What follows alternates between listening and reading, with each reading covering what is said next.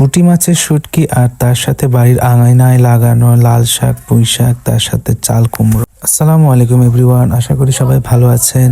আপনাদের দয়া আমরা আলহামদুলিল্লাহ অনেক ভালো আছি। আপনারা জানেন গতকালকে আমি আমার শ্বশুর বাড়িতে চলে আসছি। এবার অনেক অল্প সময় নিয়ে এসেছি শ্বশুর বাড়িতে, কারণ আমাকে আগামীকালকে চলে যেতে হবে। তাই সকাল সকাল নাস্তা করে বের হয়েছিলাম বাড়ির আঙিনায় দেখার জন্য। আসলে শীত চলে এসেছে, এই উপলক্ষে কি কি সবজি লাগিয়েছে। শীত উপলক্ষে এই নতুন ছোট ছোট চাল কুমড়ো গাছের সাথে কেবল ঝুলে ঝুলে আছে। আর সারা আকিকার জন্য রাখা এই খাসিটি আমি সেই ছোট্টবেলা থেকে তাকে দেখে আসতেছি। খুব তাড়াতাড়ি সে বড় হয়ে গিয়েছে। আসলে বাড়ির সামনে ফাঁকা জায়গা থাকলে সবারই ইচ্ছে করে কিছু না কিছু লাগিয়ে রাখতে। বাড়ির সামনের এই পুকুরটাতে অনেক মাছ ছাড়া আছে। সোনালি শুটকি মাছ একদমই পছন্দ করি না, কারণ শুটকি মাছের গন্ধে আমার কেমন জানি লাগে। তারপরে দেখলাম বারান্দার এক সাইডে বেগুন গাছের ছোট ছোট চারা লাগানো হয়েছে।